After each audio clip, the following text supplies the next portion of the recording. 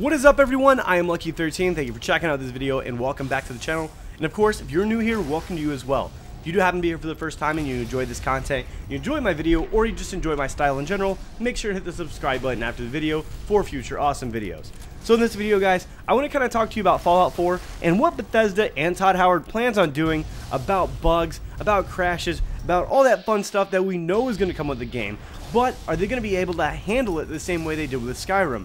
Because Todd Howard did an interview where they actually talked about Skyrim and how they actually got a handle on those bugs, those glitches, you know, all the crashes, all those, especially the issues with PlayStation. You guys got to remember the PlayStation 3 frame rate issue. It made the game almost unplayable at times.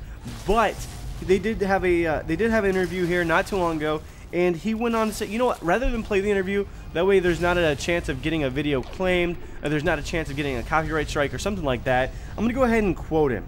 I mean, this is Todd Howard whenever he was asked about the Skyrim's bugs and how they were able to troubleshoot the bugs. Quote, "It probably took us a month or two before we really had a handle on it. All of the updates we did on Skyrim and all the DLC. We had a different process for how we check the content out. There will always be some problems.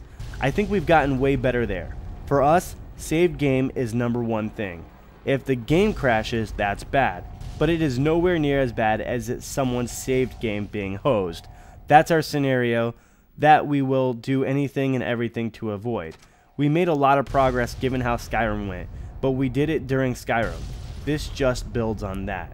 So I think what Todd Howard's trying to get at here is they're going to try to put into perspective where the important bugs are versus things that they can just get by. I mean, that's what I really, when you listen to that again, that's kind of what I got from that, is that with Skyrim, they realize that there are certain things that you're not going to be able to fix, or that it may take a little bit longer to fix. And game crashes, they happen. But, you know, file save issues and all that, that's what their main attention is on. Now, I'm sure you can add to that list game crippling glitches or game crippling issues, like the frames per second rate with Skyrim on the PlayStation 3. But I'm going to give you guys, for instance, because I know on the PC version of Skyrim, there was a way to become a vampire and a werewolf. I don't know if there was that was also available on the PlayStation 3 and on the Xbox 360, but I know that eventually that was patched and you could only be either or, and there was reasons for it for the storyline. So that was not a big deal. That's not a big deal. Who cares about that? You know, oh no, I'm a vampire and I'm a werewolf. It didn't really make any sense to me why that was made into such a big deal on the PC. But what was a big deal was when Fallout New Vegas came out, one of the first things that I was told about was the Helios 1 glitch, where you could literally leave Good Springs after playing for about 30 minutes, maybe not even for 30 minutes, get a stealth boy, go between this little area where there was a death claw, end up dropping out right by Helios 1, go into Helios 1, play Helios 1 for 15-20 minutes, and after 45 minutes of gameplay, there was a glitch with the finish of Helios 1 where you can put yourself all the way up to level 30, and it basically killed the game. Because now here you are with all this experience, you have now the ability to have this arsenal of weapons, because as you progress through the levels, other weapons became available through gun runners and all that. And once that happened, it really didn't matter because now all your perks were up, and it was like, screw it, the game is done. And that happened almost right away. I would say that was within the first week or so that the game was out that happened. It's also happened with other titles like Fable. That one just came to mind because there was a pretty quick glitch where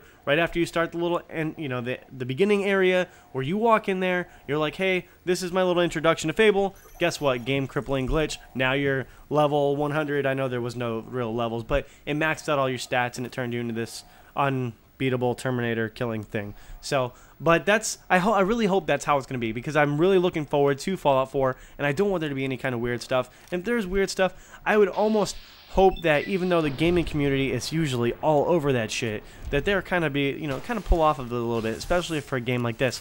I know Fallout New Vegas, we weren't really anticipating Fallout New Vegas kind of like we are Fallout 4. We're just kind of hoping for the best for Fallout New Vegas, especially since it wasn't from Bethesda.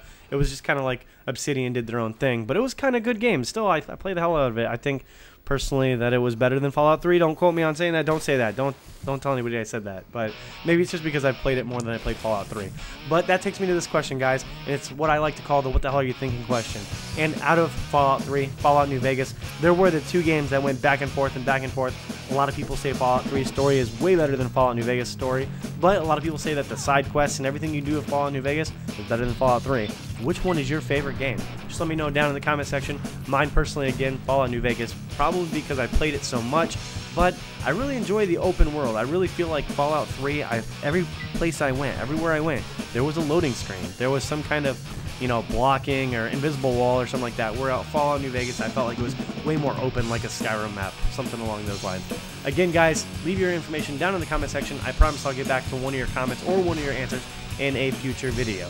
I also wanted to say really quick, I appreciate you guys bearing with me lately because I've got this sinusy thing that's cold that just won't go away, but the show just must go on.